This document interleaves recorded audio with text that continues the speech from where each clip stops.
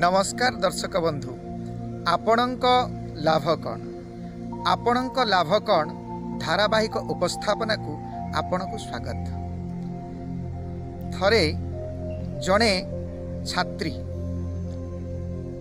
छात्री निज शिक्षक निकट को किछि चॉकलेट आउ केक खंड नहीं गले एवं शिक्षक को से प्रणाम कले। कहले, सार मते दयाकरी आशीर्वाद करंतु एवं एही चॉकलेट एवं केक नियंतु। शिक्षक छात्री जन को पचारले, माँ कौन पाई आजी तमे चॉकलेट देउछ आ केक मध्य देउछ। छात्री जनक कहले, सार आज मोर जन्मदिन, से ही जन्मदिन को मु पालन करुछि, सेलिब्रेशन करुछि, दयाकरी मते आशीर्वाद करंतु एवं ए सब आपण ग्रहण करंतु।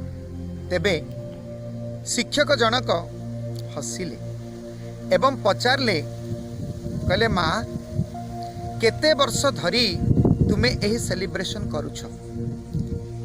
छात्री जनक उत्तर देले जे मु जतेबेले सान पिला हेथिली मोर बाबा एवं मम्मी ए सब सेलिब्रेशन करथिले, किंतु मु जतेबेले पाठ पढ़िबा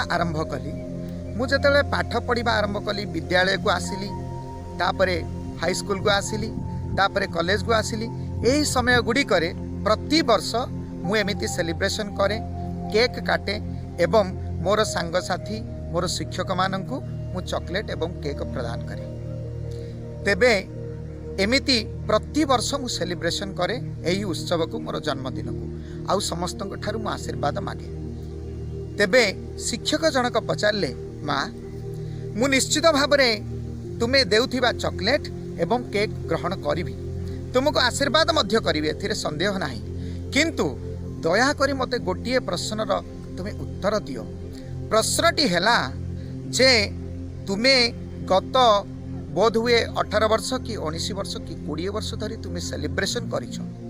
प्रति वर्ष तुमे तुमर जन्मदिन को सेलिब्रेशन करुछ, केक काटुछ एवं मोहम्बती बा कैंडल्स लिभौछ, चॉकलेट बांटुछ, बेले बेले पार्टी मध्य करुथिबो। तेबे दया करी मोर गोटिए प्रश्नर उत्तर दियो। सेही प्रश्नटी हैला जे जदि तुमे एते वर्ष धरी तुमर जन्मदिन को पालन करुछ, कौन पाई जन्म हेछ?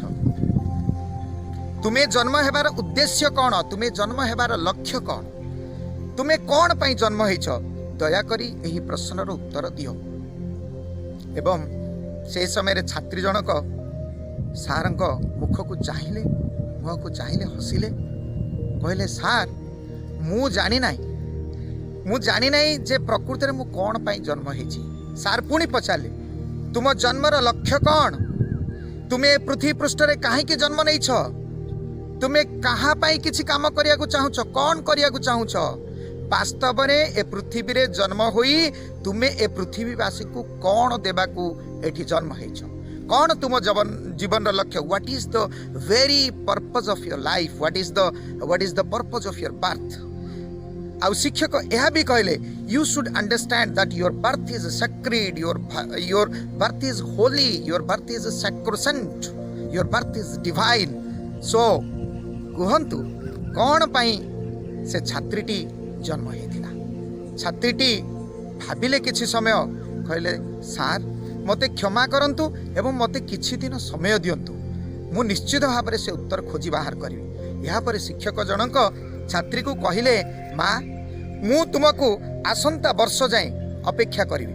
आसंता वर्ष तुमे जेतेबेले तुमर बर्थडे को सेलिब्रेशन करिवो, निश्चित रूप से सही समय रे एही प्रश्नर सठिक उत्तर नहीं मो पाखक आसीबो, सठिक उत्तर नहीं मो पाखक आसीबो एवं मते उत्तर देबो जे वास्तव रे तुमे कोन पाई जन्म होइछ।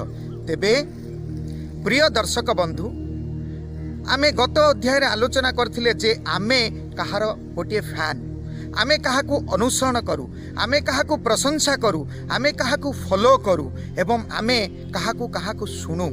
किंतु प्रश्न हेउछि जे आमे निजकू केतेबेले सुनिबा, आमे निजकु केतेबेले फॉलो करिबा आमे निजे केतेबेले जानि परिबा जे आमे कोन पई जन्म हेइछंती एवं एही विश्व को एही पृथ्वी को एही मानव समाज को कोन देबा पई हमर जन्म होईछि वास्तव रे सेही दिन हमर बर्थडे सेलिब्रेशन डेफिनेटली सक्सेसफुल हबो आउ ग्रांड वे सक्सेसफुल हबो जेउ दिन आमे निश्चित रूप से जानि परिबा जे आमे कोन पई जन्म हेइछंती आउ जो दिन आमे निज जन्मर निज पवित्र जन्मर उद्देश्य को जानि पारले सेही दिन ठारू आमे आम निजर बहुत बड़ फैन हे जिबा आमे डेफिनेटली निजकु फॉलो करिबा निजकु अनुध्यान करिबा निजकु चिन्हिबा एवं एहा परे जागृत हेबो हमर आत्मशक्ति एही आत्मविश्वास को यही आत्मशक्ति को कहा जाए आत्मविश्वास एवं यही आत्मशक्ति विषय रे जेतेबेले आमे अधिक अधिक जानू सेतेबेले आमर आत्मशक्ति सुदृढ़ हुए